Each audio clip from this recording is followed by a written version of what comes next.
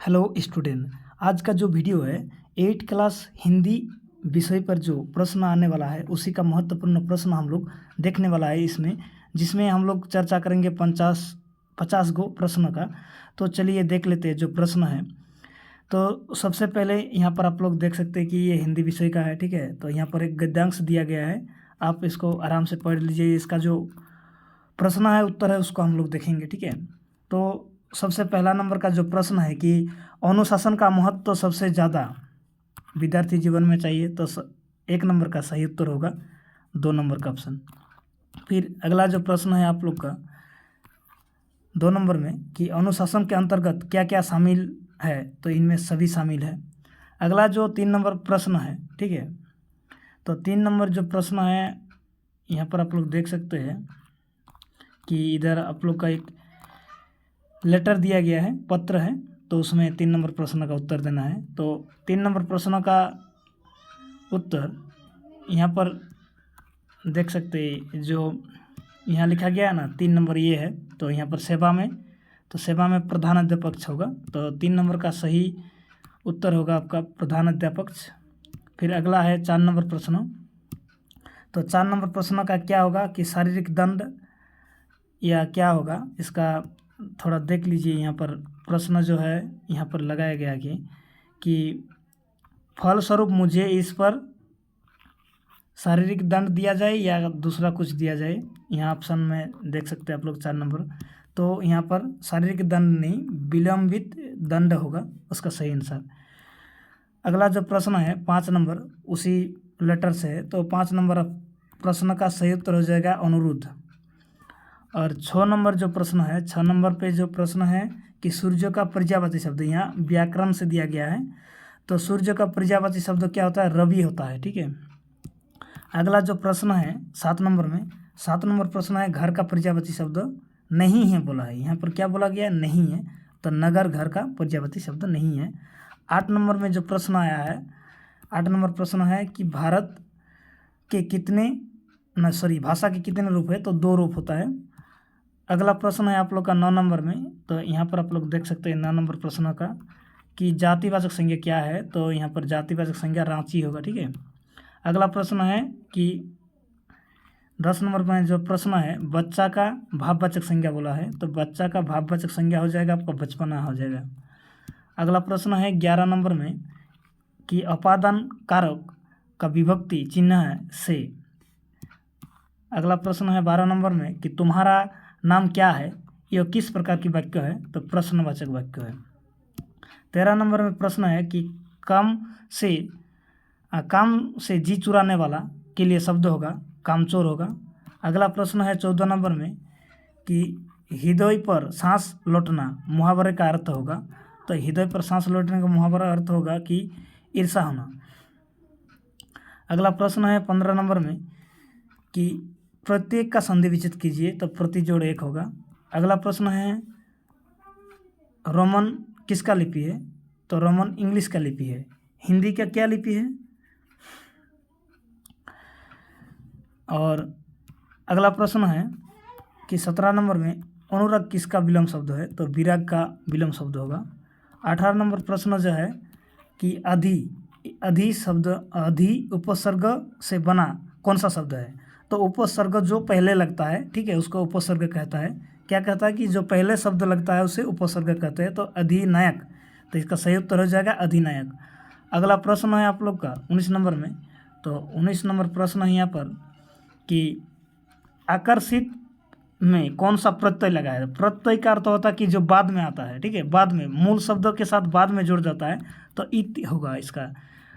आकर्षित शब्दों में इत बाद में जुड़ा है, ठीक है, तो इत शब्द होगा इसका सही आंसर। 20 नंबर में जो है विद्यालय का संधि विच्छेद, ये तो सबको पता है, विद्या युक्तालय होगा। अगला प्रश्न है कि प्रेमिका को कौन सा ललचाना नहीं चाहता, तो पुष्प नहीं चाहता। ये पाठ्य पुस्तक से आप लोग को दिया गया है, तो आप लोग को जो 8 क्लास में पाठ्य पुस्तक है वहाँ से दिया गया है। पुष्प की अभिलाषा कविता से था ये। छोटा जादूगर पैसा क्यों कमाना चाहता था, बीमार माँ का दवा पथ्य के लिए। अगला प्रश्न है आप लोग का किताब से ही कि एक सच्चा मित्र किसके समान होता है, कि औषधि के समान होता है। अगला प्रश्न है 24 नंबर में, साव का क्या अर्थ है? तो लाश है। अगला प्रश्न है कि 25 नंबर में, संगति हमारे चरित्रों को कैसा प्रभाव डालता है? तो संगति हमारे चरित्र पर संगति हमारे चरित्र पर कैसा प्रभाव डालता है?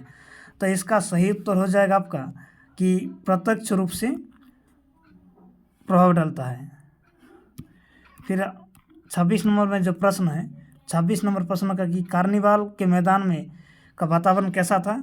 तो खुशनुमा था। अगला प्रश्न है 27 नंबर में जो प्रश्न है, छोटा जादूगर का चारित्रिक विशेषता है? तो इसमें से सही था, सब कुछ था कि देशभक्ति भी था, और देशभक्ति के साथ साथ क्या था, थोड़ा कलर ये हो गया, देशभक्ति था, फिर मातृभक्ति था। यहाँ पे कलर डिस्टर्ब हो रहा है।